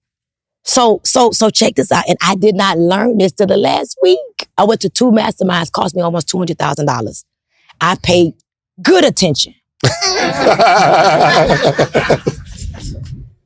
if it was free, I wouldn't have paid attention. I'm like, and I learned. And I also learned that, I'm going to give people the 5 days. I'm thinking $97, but I don't even know if I like that. What I've learned about myself lately, like if I give you too much for free, I be mad at myself. And I start holding back. Like I ain't giving them all this. Yeah. I don't want to do that. I want to give you this. So I'm going to have this challenge for 5 days. And at the end of the 5 days, I'm going to pick like 200 people to work exclusively with. And they're going to have to pay. They're going to have to pay. And at the end of those 5 days, those 200 people that pay the price with their time, it's going to cost them some money. My goal is to coach them to their first 6 figures in 60 days. That ain't nothing but $1,700 a day. Hello. I need to get down because I have not hit 8 figures yet. I need to be. You know what? You two trying to have balance and all of this stuff. Probably we'll talk about it later on. If you gonna talk about it in front of people? That's me and you being together. I haven't been really talked to you yet, but me and you gonna stretch me and I'm gonna stretch you. And I have not talked to you yet. But this challenge that I'm gonna launch, what you've done is amazing. Though you used to work at Cheesecake Factory for real. I wish I would have seen you in your outfit. I got pictures. I gotta see it. I gotta see it. But look at what you've done. So when I left the mastermind, I left there and this is what hit me. Myron Golden said, if you love the people, you'll help the people do what you have done. Mm-hmm. If you love the people, and he said, I don't know if you was there that day. He said, how many mother hens are in the room? I always want to hold them and baby them and give them everything. Mm-hmm. I was like, that's me. Mm-hmm. He says, you're hurting them. They're not listening because you mother hen. Pull back a little bit. Think, he said, spend some time thinking, choreograph the blueprint, and then put a price on it so they would pay attention. He said, you know why y'all paying attention here? Because y'all paid a lot of money. Yeah. You know, ain't nobody not coming back. I ain't coming back from lunch because I'm eating. No, you like, no, I paid $100,000. I paid $55,000. Right. What time is it over? Mm-hmm. So this challenge that I'm about to do is about to be a game changer. You know, I see me and my team on the cover of Forbes, you know, teaching the power of teamwork. Come on. You know, nothing happens great without a team. So I'm assembling a dope team that at the end of this, 5-day challenge, people are going to be able to truly know what it takes to be real Wi-Fi millionaires. Remember, there's a difference between a millionaire who has to go to a job, who's confined to a job, who got to wake up at a certain time, who got to be somewhere at a certain time. Like, I'm about to take this vacation for like the next 2 weeks. Mind you, this is how you know it's confirmation. Let me tell y'all this. I know I'm supposed to be doing this because prior to me even coming to the mastermind, I said I'm about to take 3 weeks off. And that's a lot of time off for somebody like me. And I said in those 3 weeks, I'm going to do whatever I feel like it. And that's before, and that's when I'm like, wait a minute, I could do whatever I want. I could afford whatever I want. If I want it, I pay for it. I don't have to show up nowhere. And it came together. So anybody that's watching this, especially y'all in the audience, I'm only working exclusively with 200 people. I'm going to work with, these 200 people to get them to 6 figures in 60 days. And if they go beyond, all you got to do is be consistent, visualization, imagination, having a burning desire. And for me, the third thing is also understanding work. If you listen and go to work and pay attention and take your next level serious, you could be a millionaire and a multi-millionaire. But we just got to stop playing small. Go ahead. How many people have you helped create 6 figures? So already. So here's the funny thing. Personally, remember, I have this little ego. Mm-hmm. Like one of my millionaires is here, right? Mm-hmm. LaQuelle. And here's the funny thing. LaQuelle is Natalie's millionaire. So Natalie made $7 million with me in the last 2 years. $7.5 million with me in the last 2 years. I ran into her in the airport too. She is the sweetest person. This is like maybe the first time I met, like I was in the airport and for some reason we just kind of like bumped into each other. And because you see her online, like she is a boss, right? But I met her, she was like the most sweetest, most humble person and just super rich though. She is super rich. And you would not know it. It's just all the way up. Like you would not know. Listen, I helped Natalie make $155,000 in a week. Natalie used to do hair. Natalie graduated from Howard University. Natalie now is a Wi-Fi millionaire. Wow. She is literally almost as many businesses as I have. She's my number one student for real. Wow. She makes millions of dollars a year. So I helped Natalie become a Wi-Fi millionaire. Natalie went and helped LaQuelle. So I don't count LaQuelle. Mm-hmm. But if I wanted to, I would already have hundreds. But I count 34 that I still kind of like have a little connection to. Mm-hmm. But I did the numbers and I wrote down the names. It's like 42. People that did what? Millions, over 7 figures. 42 people that made over 7 figures. Over $1 million. You got a formula. I do. You have a formula. And it's crazy. I do. I'm so happy. I didn't even know. Like, I do. I'm so excited about it. I do it. And I'm not even trying to be funny. Like, I did not know I really did, for real, until a week ago. That's crazy. And if you have this mastermind like these, I'm just excited for these 200 people that you're going to be working with one-on-one. That's crazy. I am too. Look, I want to take a couple questions before we wrap. Anybody got? Okay. But you got to go to the chair. Okay, I know it's a low ways away. Anything we didn't discuss? Yeah. So if you want to be selected, because I am not going to stress myself, overwhelm myself seriously, and you want to be the first to be informed about this challenge and getting the blueprint, text Wi-Fi to 786-321-0618. Say it one more time. Text the word Wi-Fi. Hold on, give me a second. Wi-Fi. Text the word Wi-Fi, one word, WIFI, to 786-321-0618. And again, this is not no gimmick or no strategy to get you to know. If you want freedom and you want more and you want the blueprint, you want to be prepared for what they say is this recession, but you want to be in recession because you're ready to play with me, For sure. text 786-321-0618 and text the word Wi-Fi. I love it. Okay. And then put congratulations to yourself in the end. I love it. I love it. Okay, have a seat. Say your name, what you do, and your question. Okay.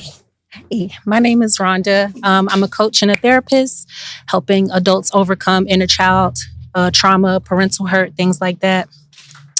So my question to Coach Stormy, first of all, thank you. Thank you for everything, for being you. Just thank you. But my question is, you talked about from the old Stormy to the new Stormy, and there's a season of transition. There's a time where you realize you're getting out of the old. What are some of the signs that you know you're starting to transition into that new self? Wow, it's a very, very great question. Some of the signs for me is like my new disciplines. Like when I'm transitioning, I see, like, how can I say this? You know the Kermit the Frog little meme that used to go around social media, like, I really want to slap her. And then the Kermit the Frog would say, no, don't do that. Like, I listen to my inner voice. And when my inner voice is talking to my outer voice, I start to listen even more. Most people deny and just ignore that inner voice versus that outer voice. Like, I become very, very, very, very, very, very intentional. You know, like, I know my lip gloss is sitting there. I know that, you know, me and David is having a conversation, and I know where I want to take it versus just showing up and going on a whim. You know, I knew that me taking my vacation, yes, it's a vacation, but it's because I'm creating a separation. So when I'm listening to that inner voice and I'm allowing it to guide me and I'm paying attention to the words that's coming out of my mouth, like my mom used to always say to me, think before you speak. 'Cause I used to just say anything, and I was bad. Now, I literally I could be like, it's crazy. When you become intentional, like, you're aware, I could be in mid-conversation and I would change my word. I'd be like, that don't sound right. That's going to hurt his feelings. He not going to really like that. That may not work out. Like, the old me, when I asked David, and David said something to the guy Mike or something like that, like, if I was David and Mike really wasn't doing more than he was paid for, right here on site, I would say, nah, he ain't doing more than what he paid for. That's embarrassing. I can't do that. So I become very intentional and very aware. And I pay attention to all of my moves. And I ask myself, okay, where do I see myself in the end? So therefore, I know what to do in the beginning. So I really, really, really, really, really see the end in the beginning.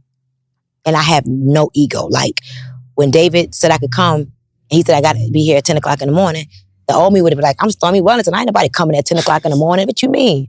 But no, I want to be on his podcast. I'm looking to, you know, create a bigger audience. I'm looking to really create 20 new Wi-Fi millionaires in the next 90 days. My audience may not be the one. They may be, you know, comfortable with me. Who knows who's going to see this interview with David and be like, I need to be one of the Wi-Fi millionaires. So I'm very intentional, even if it makes me uncomfortable. I have not had 4 hours of sleep in a long time. And when I say a long time, I mean like a week. I'm working out at 7 o'clock in the morning. I'm very uncomfortable. Very uncomfortable. And that's how I know that I'm going where I need to go. Thank you. That's good. Next up. Let's do it. Have a seat. This is so... Y'all enjoying yourself so far? Yeah. Good. All right. What you got? Thank you very much, Coach Stormy. You're welcome. Thank you, my brother. Question. I'm very intrigued about Introduce yourself, your name. Oh, Michael Wogu, on social media, Wogu Winning. I'm the creative director of Embargo and Accessories line. I'm very intrigued about the Wi-Fi millionaire concept. Is this also applicable for someone who does product? Let's say that beautiful blazer you're wearing. If someone creates that, can they also, and they create and they sell, can they also be a Wi-Fi millionaire? 1,000%. I am, truthfully, I got my start as an entrepreneur selling products. Okay. And there's so much more to selling products than just selling the product. And between having a tangible product and then I'm going to teach you guys a strategy of how you sell that product. And by the time you finish this process that I'm going to teach, you now can make millions of dollars by teaching people the very process that you use. So it's like having a beginning, but also having an exit, and also having what is going to be your strategy to multiply. God said, be fruitful and multiply, right? So yes, absolutely. I actually am a product girl. I'm more of a product girl than a service girl. And truthfully, I make more money selling services. Well, no, my third, or maybe my fourth. You got too many streams. Yeah, I do. You just got money coming from everywhere. So my biggest stream of income is selling tangible stuff. But like one of my top like 6-figure streams is selling services. So it's because I've become great at what I do. See, most people are generalists. They're very general. They do good work. I believe good work goes unnoticed. Great work never goes unnoticed. So when you strive and work for greatness and you create a story out of that great strategy that nobody can deny that you did to become successful, you now could have another business once you create that 7-figure income right here, teaching people how to do what you do. So 1,000%, I'm literally going to even help people who don't have a product to create products if they don't have one already. Okay, beautiful. Thank you. You're welcome. I got to do a quick, all right, well, I got to do a quick commercial. Who's next? You got a question? Yeah. Okay, well, come to the chair. I got to do a quick commercial because I got to pay some bills, okay? Oh, yeah, pay some bills. This episode is sponsored by The Morning Meetup, themorningmeetup.com. It's the only organization, I'll tell you, Stormy, it's the only organization that gathers every single day for the betterment of entrepreneurship. So every day, we meet at 8 a.m. Eastern Standard Time, Monday through Friday. We're all in a book club. So right now, we're actually reading, who's in the morning meetup? What book we reading? Secrets to the Millionaire Mind by T. Harv Eker. And the cool thing is we read a little bit every day together. So we might read these 7 pages, but we all read those 7 pages at night. The next morning we come on and discuss what we read. And then the next day we keep doing it. So last year we read 14, 15 books last year. Wow. All together. And it's literally hundreds of people on the call every morning. Wow. So you go live every morning at 8? We could talk about Okay, because I need you to get on the call. Yeah. Yeah, they would love you. How many, is it a subscription to this? Yeah, for sure. How much is it? It's $79 a month, and right now it's 60% off. I'll literally talk to you every single day for the whole year for $399. Exactly. Doing the book club, we do meetups, all that kind of stuff. Exactly. It's lit. I like. Yeah, that's what's up. You might be my partner. I might bring Stormy on. We grow this thing together. You know, collaboration is the new currency. Come on. Absolutely. Exactly. So go to themorningmeetup.com or in any app store. We got an app. The Morning Meetup. Just look for the Morning Meetup in your app store. So go to themorningmeetup.com. Yes. Okay. Marv, what's your question? What's going on? All right. Love this interview. So on a journey toward becoming a Wi-Fi millionaire. So for a person, if I don't have like a lot of followers or I've never created the products before or anything like that, like what's the starting point when a person is going toward their Wi-Fi millionaire journey? So the first thing is that you have to know what you want to be known for. Most people have no idea. That's a fact. They get on Instagram 1 minute, they want to be like a more Jada. Next minute, I'm going to be Ari. Next minute, they're going to be Stormy. Like, what do you want to be known for? Mm-hmm. So you have to figure out what do you want to be known for. And one of the ways of being what you want to be known for is knowing that pain is an amazing connector. Start off with whatever your pain point is. Pain is an amazing connector. And figure out a solution. Like, how did you get out of this pain? And then that's going to be a part of us helping you to create more followers. And like, my followers are really like organic. There's a few things that I did to gain followers like quick, but really my followers are organic. My engagement, John, who is my partner here, we just went in and he did a whole assessment of my back office. Maybe like a year ago, like 3 years ago, my Instagram grade was a D-. My Instagram grade, because Instagram grades you, by the way, is a B+. Yep. Wow. That's great, for real. And there's a strategy and there's a way in which you use social media. Instagram is like my wheelhouse, but I have thousands and thousands of, over like 200,000, 250,000 followers on Facebook. My TikTok is growing like over 200,000 now. My YouTube, I make money on YouTube. Like, it's a lot. So it's about knowing what you want to be known for and not trying to be everybody else. Right. And you could become successful by being your authentic self, but people don't know that. That's a fact. But you just got to know how to do it. So that's just a little bit. Good question. Good That's question. awesome. Thank you. We'll take one more, but I got one question to ask before we take that question. I like to end all my interviews this way. Where do you see yourself, or what do you see yourself accomplishing in the next 5 years? Because I want to look back at this interview 5 years from now and say, Stormy said she was going to do that 5 years ago.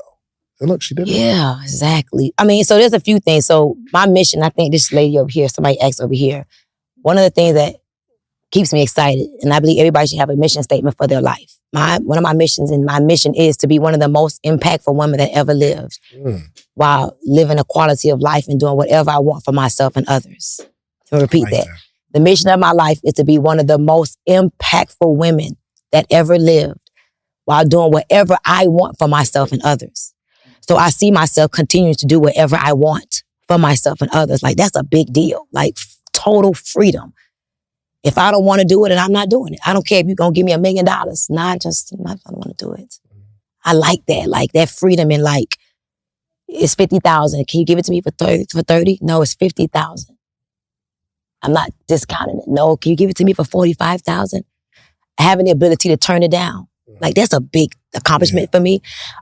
So I see myself being able to do that on a larger scale.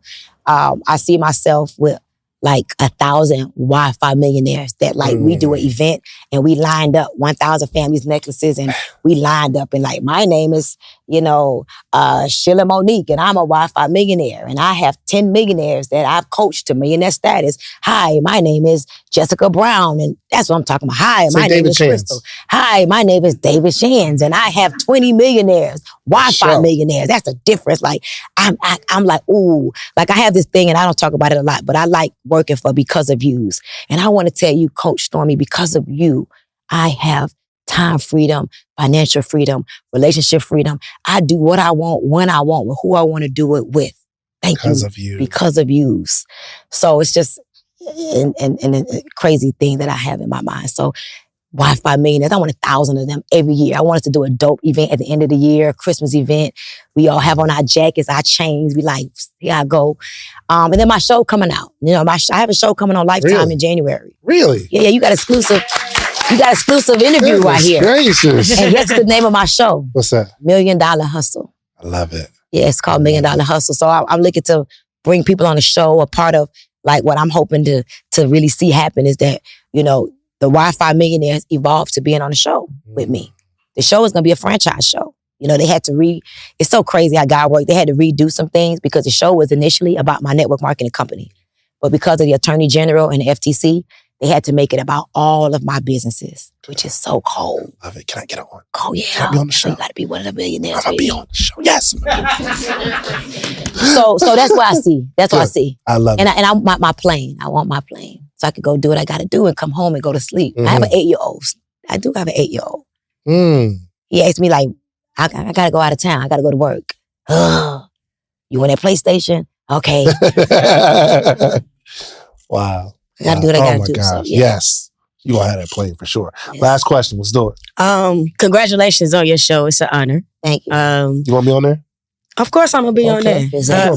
I should introduce myself. I'm Denise Carson. I'm a purposenaire. So I tell people the same way you chase millions, I chase purpose. It's gonna create my millions. Exactly.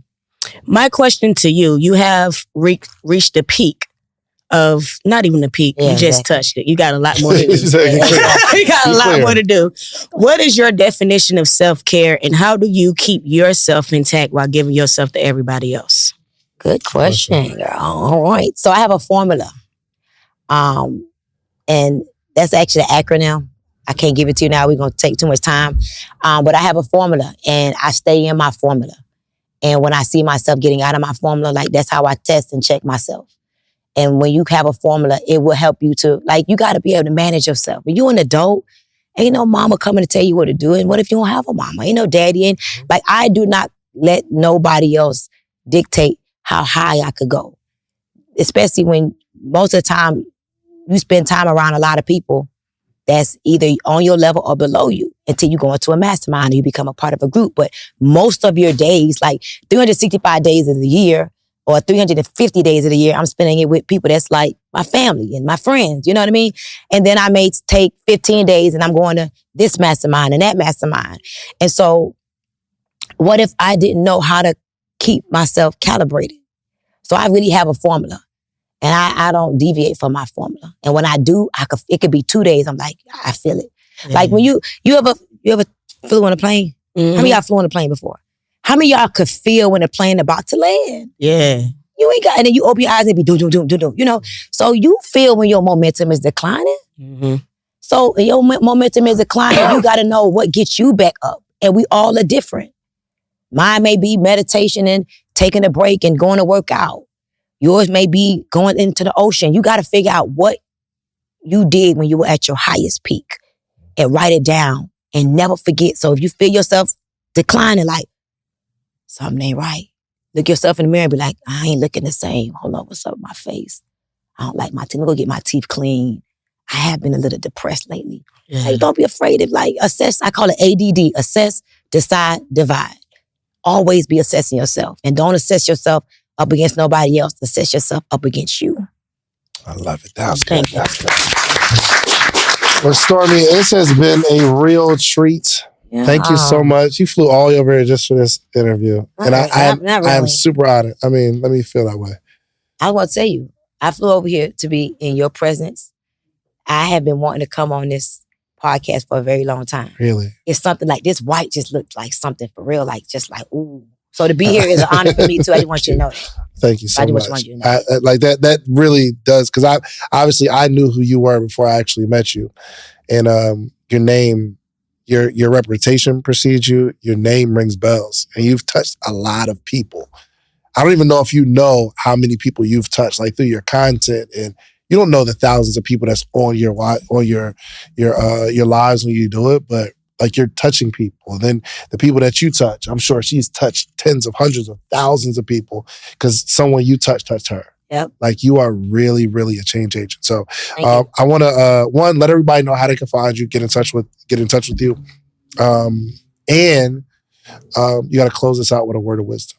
So how can we get in touch with you? All right. So of course, my Instagram is Coach Stormy. You can send me a DM. You can also email me at sw@stormywellington.com. Yeah, there we go. sw@stormywellington.com. And don't be emailing me about no bull crap, please. But text, of course, I want all of you all to be a part of this challenge. Text Wi-Fi to 786-321-0618. Honestly, I hate email, so I just wanted to sound professional and give that out. But I probably would never respond to it.